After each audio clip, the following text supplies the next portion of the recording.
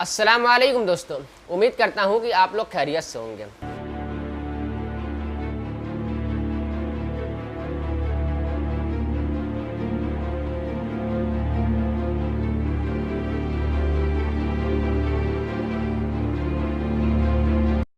आगरा में मुगलों पर हमला बोलने का सिलसिला शुरू होता है अकबर से और ताजमहल से।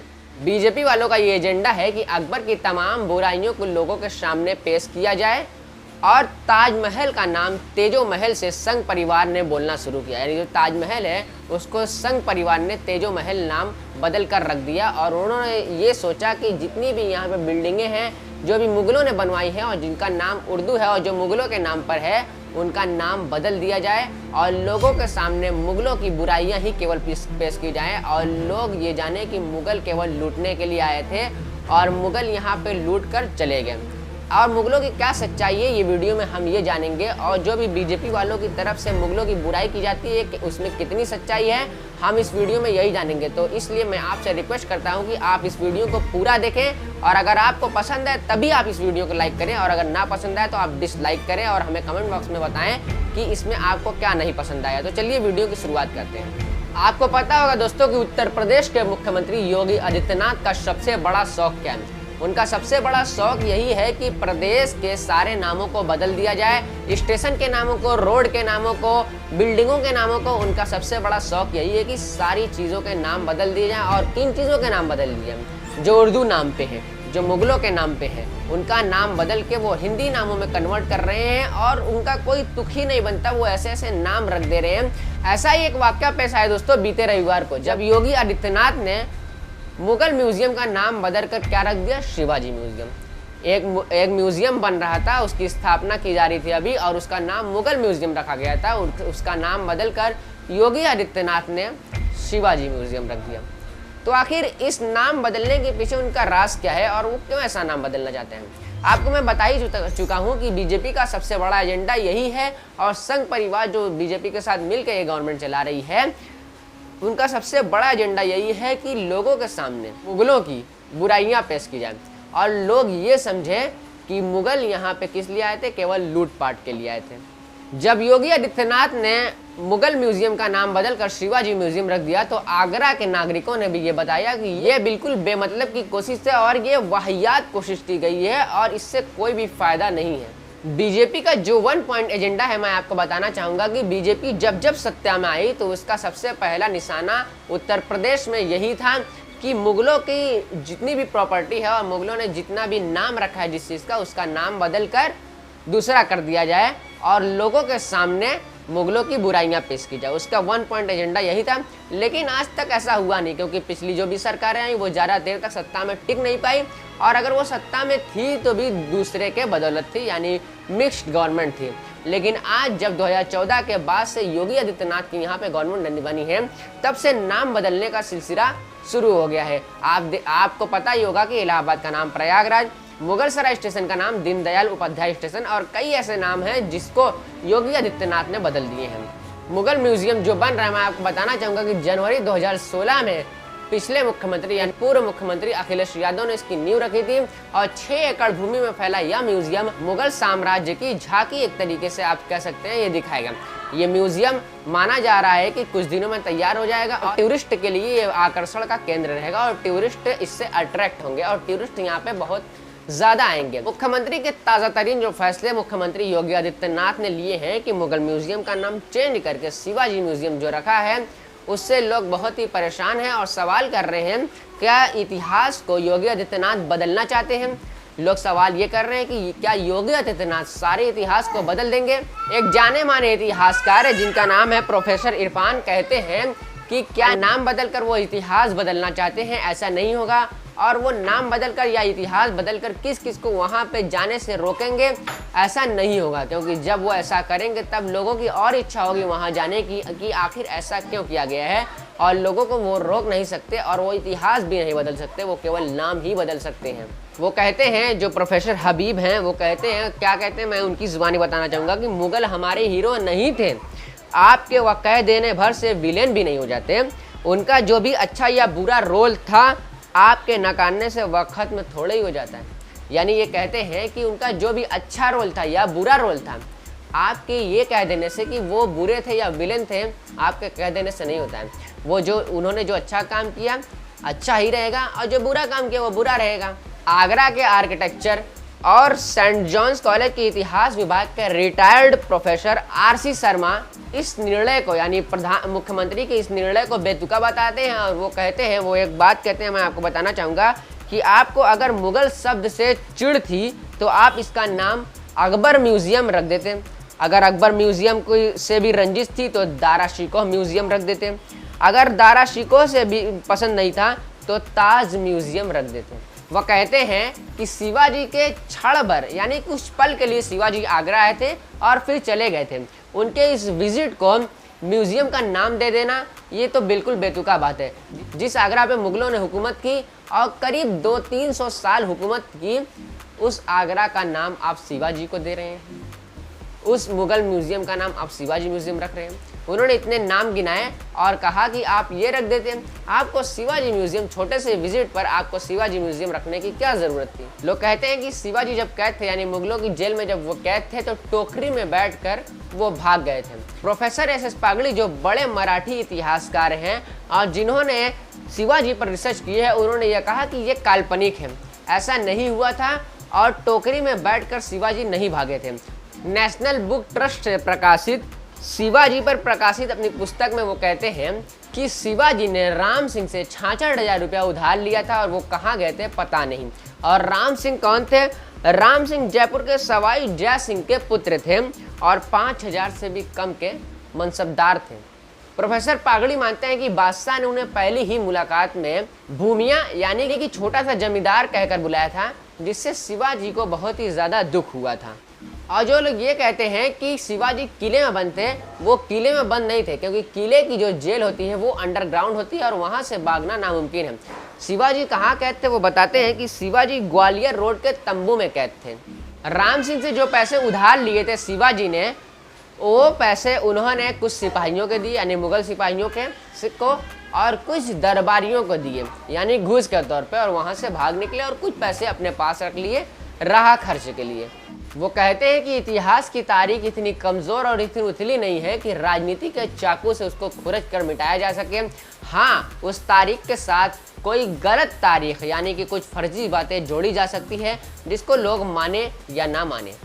ये जो कोशिश की जा रही है कि पुरानी तारीखों के साथ फर्जी तारीखें यानी कि पुरानी बिल्डिंगों का नाम बदल कर नई बिल्डिंगें और पुरानी रोड का नाम बदलकर नई रोड और पुराने किले का नाम बदलकर नया किले का नाम और पुराने स्टेशन का बदलकर नाम नया स्टेशन, ये कुछ पल के लिए किया जाता है और कुछ पल के लिए लोगों को भ्रमित किया जाता है और लोगों के दिल में मुगलों के खिलाफ जो भ्रम फैलाया जाता है, जो नफरतें फैलाई जाती है, केवल कुछ पल के लिए है। और जो पढ़ा लिखा इंसान है, जो इतिहास का जानकार है, जो हिस्ट्री का जानकार है, वो ये जानता है कि ऐसी कोई भी बात नहीं थी। मुगल जो यहाँ पे आए थे वो लूटने के लिए नहीं आए थे। मुगलों का महत्व कम करने की कैसी कोशिश की गई है, मैं आपको बताना चाहूँगा कि साल 2014 से ही इतिहास में मुगलों को जो महत्व है उसको कम करने की बात की जा रही है, उसको कम करने और उसको कम करके लोगों के सामने पेश करने की कोशिश की जा रही है।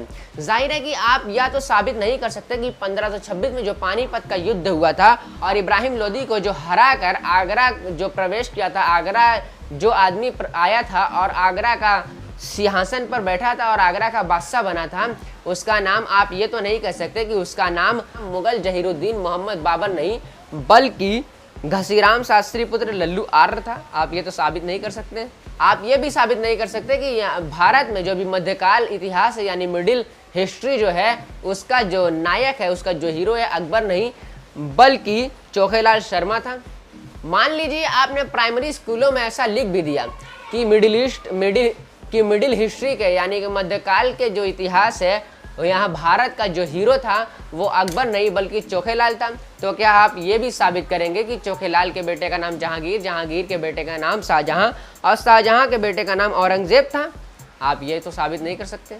क्या आप दुनिया के सामने ये साबित करना चाहते हैं कि ताजमहल का निर्माण भगोना लाल ने अपनी महारानी कटोरा देवी की याद में किया था? ज़्यादा से ज़्यादा आप क्या कर सकते हैं? आप यही कर सकते हैं कि उनके नाम से बनवाया रेलवे स्टेशन बदल कर दूसरा नाम कर सकते हैं, उनके नाम की बनवाई रोड को बदल सकते हैं, उनके नाम पर बनवाए गए बिल्डिंगों को बदल सकते हैं। आप यही कर सकते हैं, आप इतिहास को नहीं बदल सकते। इलाहाबाद का नाम बदलकर कोर्टों में और मुहर लगाकर प्रयागराज बनाना तो मुमकिन है, लेकिन इलाहाबाद के नागरिक जो अब प्रयागराजी नागरिक बन चुके हैं वो पूछते हैं कि क्या आप इलाहाबादी अमरूद को प्रयागराजी अमरूद कर सकते हैं? क्या आप मशहूर शायर अकबर इलाहाबादी का नाम बदलकर अकबर प्रयागराजी कर सकते हैं? आप ऐसा नहीं कर सकते। जो इतिहास है वो इतिहास ही रहेगा। मुगल संस्थापना पर किस तरीके से हमला हुआ आप सुनिए कि जब प्रधानमंत्री नरेंद्र मोदी प्रधानमंत्री प्रत्याशी के उम्मीदवार बन चुके थे, लेकिन वो अभी मुख्यमंत्री ही थे, तब से उन्होंने घोषणा कर दी सबसे ऊंचे सबसे टॉलेस्ट स्टैचू की, यानी स्टैचू ऑफ यूनिटी की, जिसको चीन से बनवा कर लाया गया और ये कहा गया कि इस यहाँ पे सबसे ज़्यादा टूरिस्ट आएंगे, ताजमहल से भी ज़्यादा टूरिस्ट स्टैचू ऑफ यूनिटी से आएंगे। और बहुत सारे लंबे चौड़े फेक छाप होने लगे, लेकिन जब ऐसा नहीं हुआ तो तोप का रुख मोड़ कर ताजमहल पर हमला बोलने की कोशिश की जाने लगी, यानी कि वहां से ध्यान हटाने की लोगों की कोशिश की जाने लगी और ताजमहल के बारे में बुरे बुरे शब्द कहे जाने लगे। साल 2018-19 में एक झूठ गढ़ा जाने लगा कि ताजमहल में आने वाले पर्यटकों यानी ताजमहल को देखने आने वाले टूरिस्ट की संख्या 7.5 लाख और स्टैचू ऑफ यूनिटी को देखने वालों की संख्या 26 लाख। लेकिन ये बहुत बड़ा झूठ था। कुछ आंकड़ों की बात करें तो ताजमहल आने वाले पर्यटक यानी ताजमहल आने वाले टूरिस्ट की जो संख्या थी वो 70 लाख और स्टैच्यू ऑफ यूनिटी को देखने वालों की संख्या यानी यहाँ पर टूरिस्ट आने की संख्या 26 लाख। मुगल की जो बिल्डिंगें थी उसमें दिलचस्पी कम, ऐसा झूठ फैलाया जा रहा था। मैं आपको बताना चाहूँ कि जो भी टूरिस्ट आते थे ताजमहल को देखने उनको संगमरमर तोहफे में दिया जाता था, और जब से मोदी गवर्नमेंट आई तब से संगमरमर देना बंद कर दिया गया और बीजेपी IT सेल के व्हाट्सएप ने ये न्यूज़ दे दी और ये खबर फैला दी कि अब लोगों की यानी टूरिस्ट की ताजमहल में दिलचस्पी कम हो रही है और उसका रख रखाव का जो खर्चा आ रहा है वो कमाई से ज़्यादा आ रहा है, यानी रख रखाव में ज़्यादा खर्चा आ रहा है और कमाई उससे बहुत ही कम हो रही है। ये झूठ फैलाया जाने लगा। मैं आपको बताना चाहूँ कि सच्चाई क्या है। पर्यटन मंत्री प्रहलाद पटेल को नवंबर 2019 में प्रश्नोत्तर काल के दौरान लोकसभा को बताना पड़ा कि बीते 3 सालों में ताजमहल की जो इनकम थी वो 200 करोड़ रुपए थी, जो देश के किसी भी ऐतिहासिक स्मारक की तुलना में सर्वाधिक है, जो देश के किसी भी बिल्डिंग की तुलना में बहुत ही ज़्यादा है। इसके रखरखाव पर होने वाला खर्च जो है वो 13.37 करोड़, यानी कि इनकम 200 करोड़ और खर्चा लगभग 13.5 करोड़। आप सोच ही सकते हैं कि 186 करोड़ रुपए का फायदा हो रहा है। आपको बता दें कि इनकम में बढ़ोतरी के बावजूद पिछले कई सालों में रखरखाव में बहुत ही घटिया प्रदर्शन किया जा रहा है, यानी कि जितने भी स्मारक हैं, जितनी भी बिल्डिंगें हैं, जितनी भी पुरानी मुगलों की बिल्डिंगें हैं, उनके रखरखाव में बहुत ही घटिया प्रदर्शन किया जा रहा है। उनका रखरखाव ठीक से नहीं हो रहा है, जिसकी सुप्रीम कोर्ट ने फटकार भी लगाई थी और ये कहा था कि आप इनका रखरखाव अच्छे से करें। और जो पर्यटन मंत्री ने कहा है, मैं आपको बताना चाहूँगा कि पर्यटन मंत्री प्रहलाद पटेल ने यह भी कहा है कि जितने भी टोटल बिल्डिंगें यहाँ पे टूरिस्ट प्लेस हैं उन सब में आधे से ज़्यादा कमाई करने वाले जो हैं वो 5 स्मारक, वो 5 बिल्डिंगें, ताजमहल, लाल किला, कुतुब मीनार, आगरा किला और फतेहपुर सिकरी, ये किसके द्वारा बनवाया गया था दोस्तों? ये सब मुगलों के द्वारा बनवाया गया था और आज ये हमारे इनकम का सोर्स है और इन्हीं से सबसे ज़्यादा आज इनकम की जा रही है। और बीजेपी IT सेल के द्वारा ये झूठ फैलाया जा रहा है कि यहाँ से इनकम नहीं हो रही और यहाँ पे ज़्यादा खर्च हो रहा है।